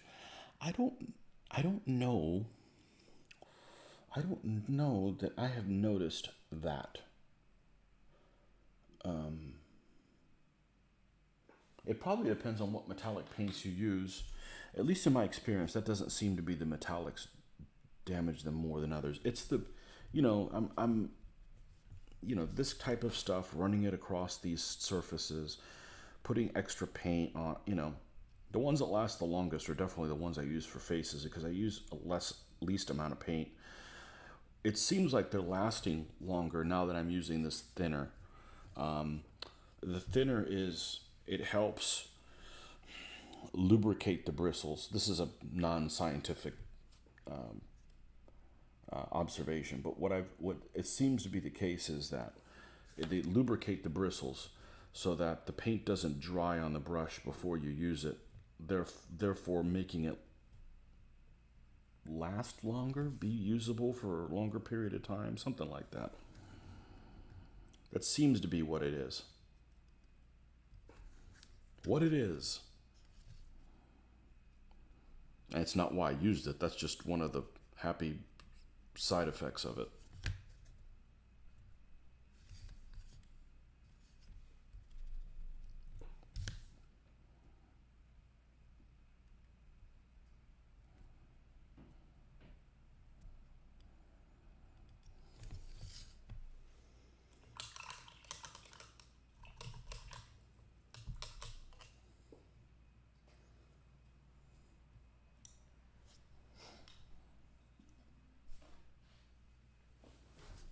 Okay, now another non-fun part to do is we use this El Cheapo black paint and paint the edges. We gotta wait for that to dry before we do anything else. Well, that's not true. These don't have any static grass, so we should be able just to power through it. Shouldn't be an issue. Sometimes you got to retrain yourself because things aren't like they used to be with, well, I'm doing this army. It has no static grass. Let's see if we can avoid making a mess.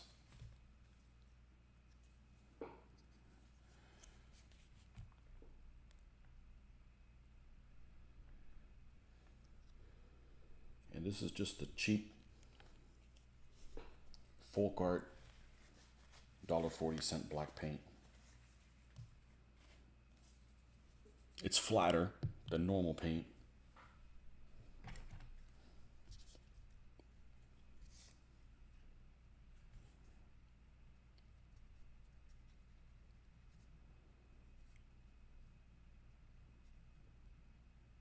And it's pretty thick. It can be pretty thick. So we'll just take our little tool here and we'll just scoot part of the stand out so that I'm not trying to paint the edge and end up painting this tool, and then, which gets carried on to something else while it was still wet. Just go over it. Pretty thick. The one thing that surprised me is you get these brushes in this multi-pack that are the square edge brushes. You know, they're just flat on the end. You'd think they'd be better at this. They're not. They're issues. The flat brushes are not very useful at all. Find like I don't have very good control. Just move this side of the edge, paint it.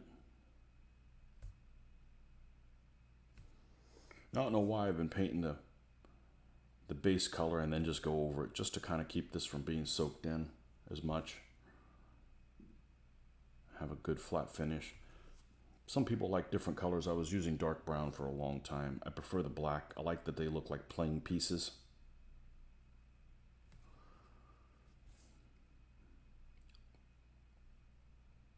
Makes them stand out on the battlefield a little bit more. I saw someone do it one time and like, oh, I like that better. So my first armies of DBA have a brown. They have that chocolate brown edging on them.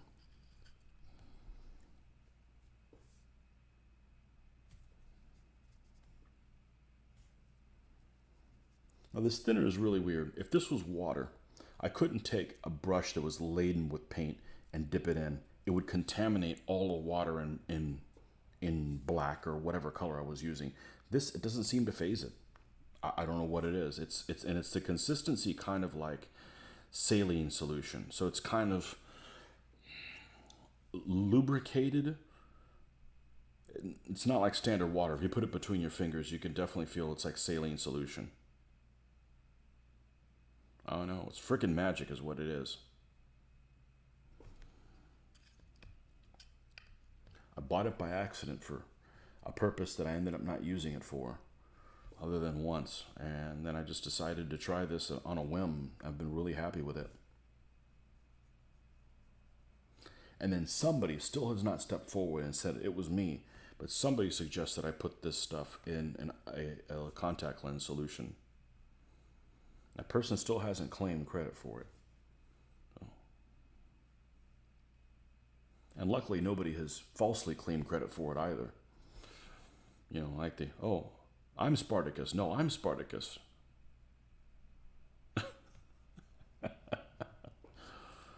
Hey, I'd like to give people credit where credit's due. You know? Just be honest. You know, somebody else's idea. Say it was somebody else's idea. I can't be good at everything. I need your help.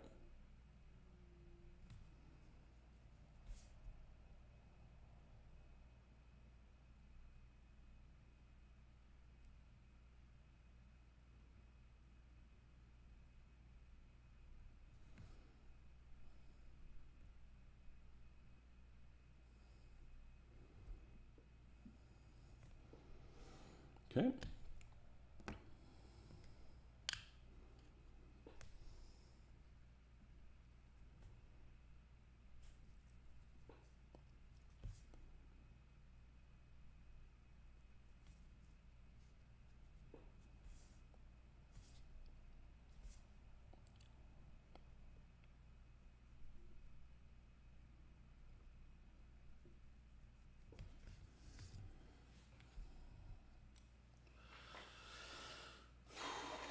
think we're going to switch to some water. Let me get some water here. I'll be right back.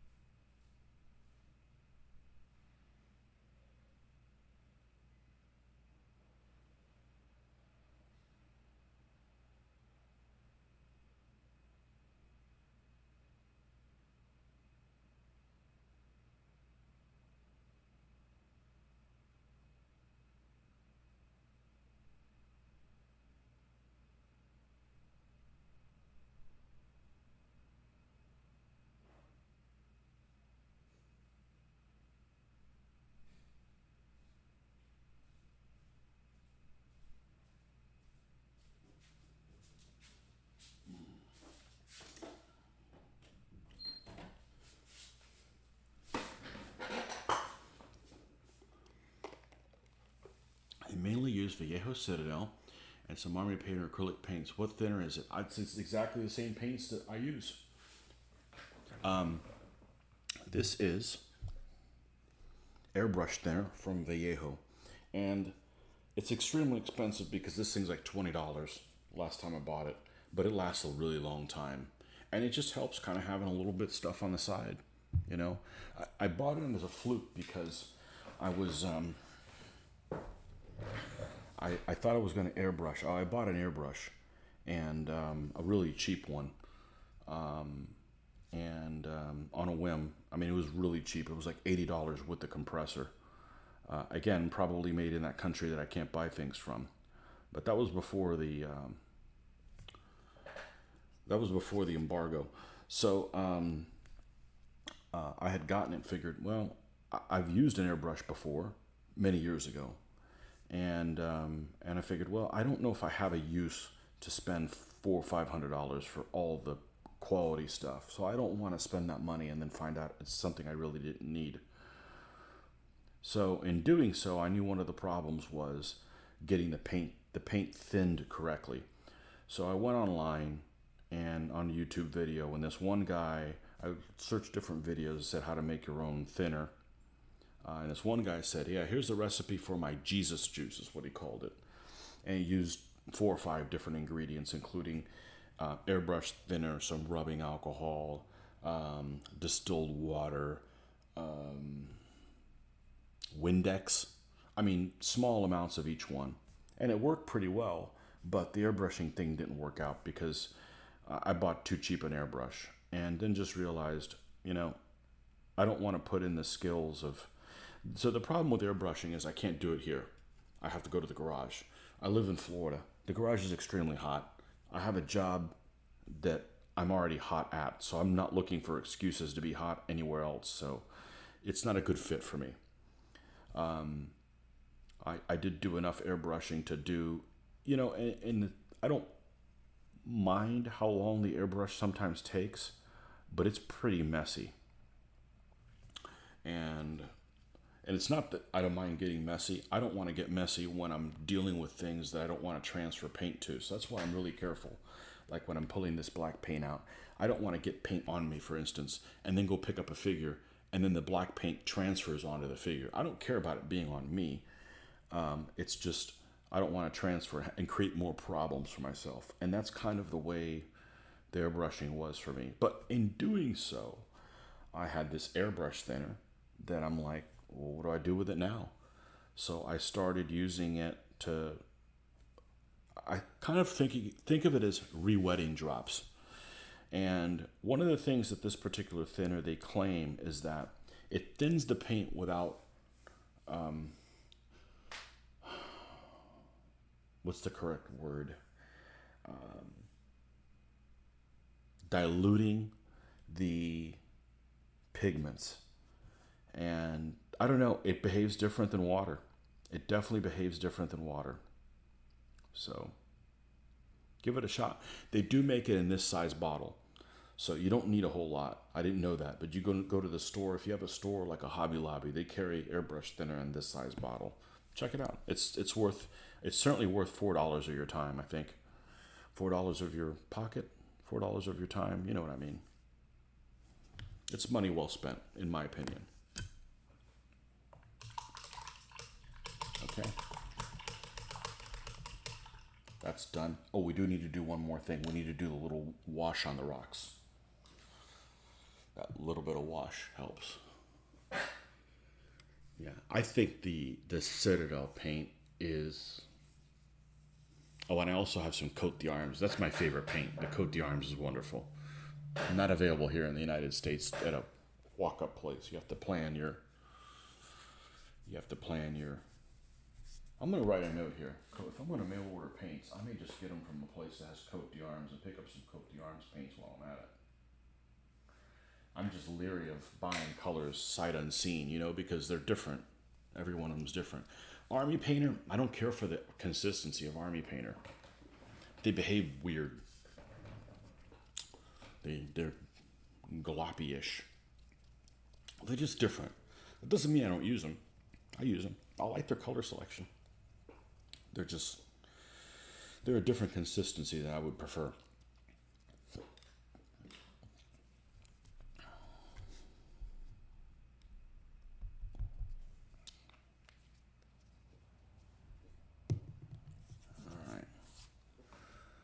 Let's use, this one should be fine.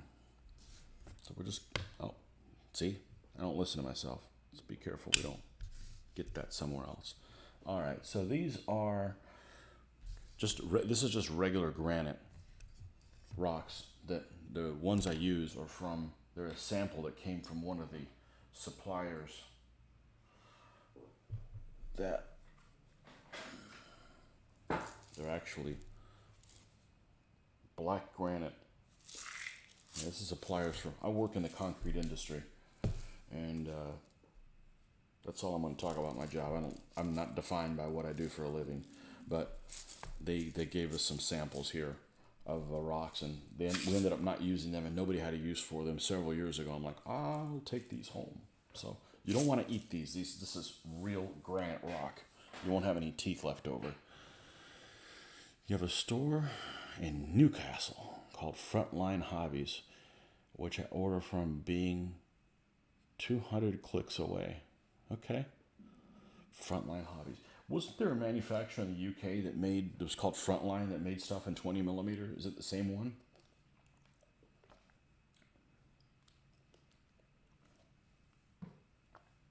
I think there was one. That sounds about right. 20 mil, the one true scale. I saw somebody on the miniatures page that said that many years ago. I haven't been on that page in a long time, and apparently I came across something recently where people were up in arms with that page is extremely controversial or racist or this, and I'm like, what? I just remember when in the early 2000s that was the place to go to, and I stopped going there because there was too many off hobby topics things on there. Like, they'd made these boards for like food. Like, I don't want to argue about anything, but I don't want to argue about food on a hobby website. Alas, we remain in lockdown. Has there been like a study that things in our hobby, like suppliers for, say, miniatures, how are they doing compared to how they were doing before the lockdown? Are they doing better? Not saying they want to continue the lockdown, but I'm just saying, are people buying more of their stuff than in normal times? I was going to say nobody wants the lockdown to continue, but that's not true. There's people out there that do. But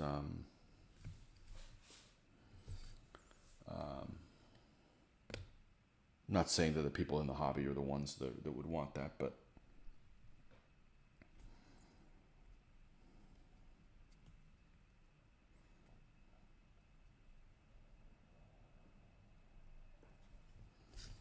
I have a feeling this is not going to end anytime soon. This may be, some version of this go on for the rest of my life.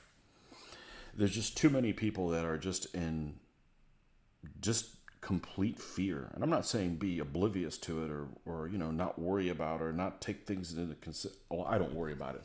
but you take things into consideration. But I think this isn't going away anytime soon because there's too many people that, you know, there was a lady in my neighborhood. She was walking a dog all by herself, and she's like in quarantine mode, and she's like near no one. So until people stop being that way, I don't think it's gonna change. You know, I don't think it's gonna change. I think this is at least 10 years. It's gonna be like 9/11. Things aren't gonna go back to how they were ever. You know, and I'm just glad I'm not one of those people that's running around in terror mode because those people are in for a rude awakening. It's not going to go away anytime soon. Their terror isn't going to disappear anytime soon. So,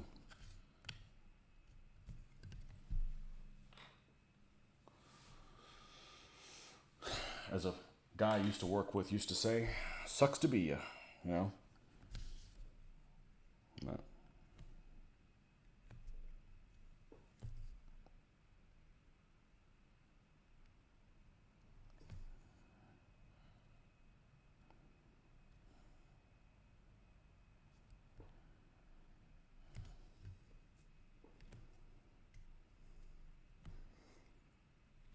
Yeah, I'm fine not going to places where I'm not wanted.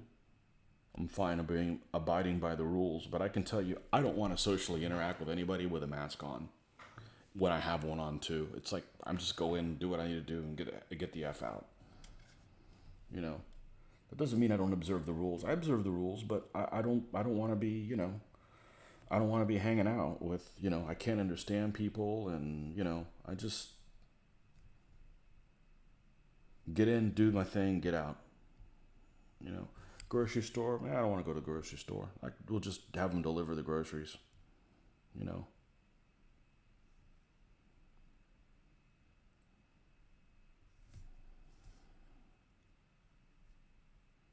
and at work, it's just like business as usual. There's like I'm not around a lot of people at work. It's like nothing's ever happened there. I get out in the outside world, and like, what the hell?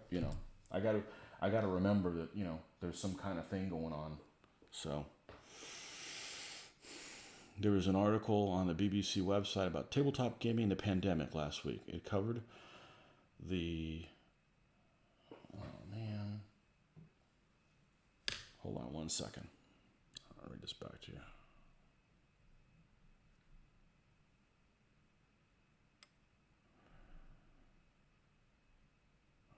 I may get called off for a good reason. That's breakfast. Okay, well, let's read this thing first. There was an article on BBC website about tabletop gaming in the pandemic last week. It covered the mental health side of things and increased sales and profits for games companies. Well, I'll be honest with you. I hope game companies do better. I really do, because I think that aspect was just dying slowly. Like movie theaters. I think movie theaters were already dying, and then this hits. I'll be right back.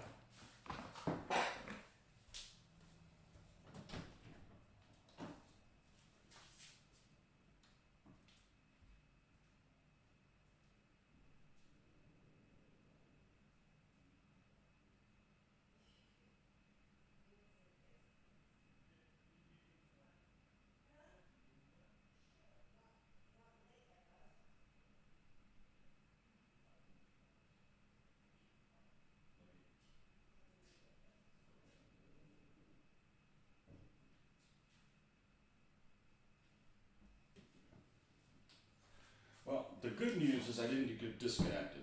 The bad news is the girls woke up early. Well, not really bad news, but we're going to go have breakfast. But anyways, I'm going to wrap this up in the next 5 minutes, so we're going to have to do another basing thing. But hey, look, we almost got them done. We got to pick our little grasses and stuff like that. So, hey, if I would have just done this and not prime the other guys, then I'd be done with these guys. But then we couldn't roll. There's going to be more painting today, so I don't know whether you guys are going to be here, but yeah, I hope this is I hope some good comes from all of this. Some good being like people realize, hey, aren't we like burning a lot of like fuel and people's time and stuff just traveling to and from work when some jobs can be done from home, like you know. But I don't know. There's a lot of people that are just that have mental health issues. I think they've always had them. I think they just,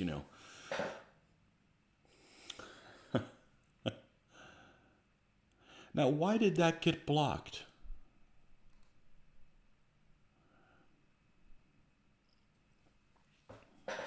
Why did that get blocked, John? You didn't say anything controversial. You boycott the BBC like Tony boycotts China. So I saw an article. I'm gonna go pick the ground while I'm at it.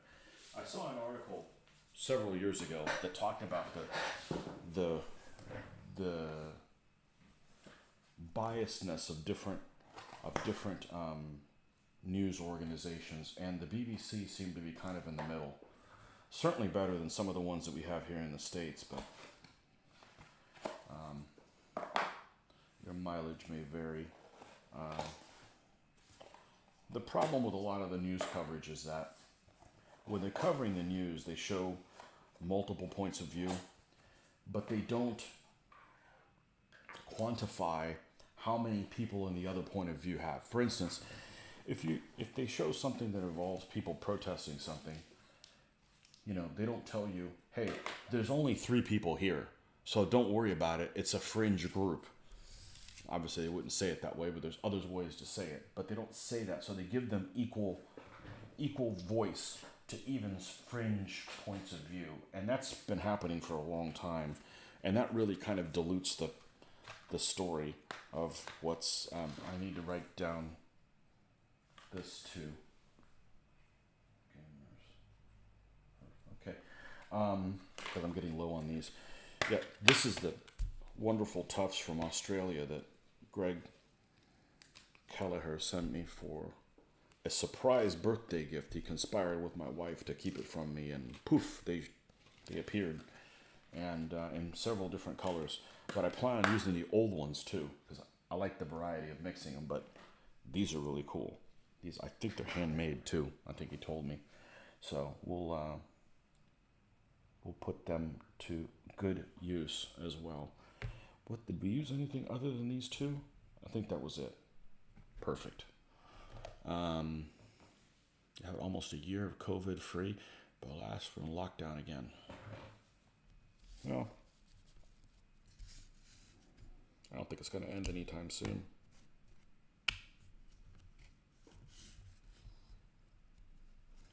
So far, so good. So we'll have to do these little grass things later when I come back. We will be back. But, family time. I don't know. They're a little darker than I would have preferred. But, they're sun-kissed, right? I mean, you live in a freaking desert where there's lots of sun and you don't wear a shirt. What do you think it's going to look like? Hey, I live in Florida. I know what leathery-looking pirates look like. Hey, I don't know. I'm digging these guys. I'm digging these, considering that all these figures have only 2 different poses. These 4 are the same pose, and all 6 of these are the same pose. I think they're looking pretty darn good. So, I didn't mean to pick that. I meant to pick up this. Yeah. Battle sarongs, is that what we decided they're called? Yeah. Anyways, we'll be back. Thanks, Gregory, for coming by. Hopefully that helped with the paint thing. And Dirk, as always, my favorite Martian, and the rest of you, thanks for coming by. We'll be back on later today. And I appreciate you guys coming over, and we can entertain each other. All right, folks, enjoy your... See what the light box does to them. See what the light box and my wife's photography does to them, because I'm a shitty photographer, apparently. All right, folks. See you guys later. Bye-bye.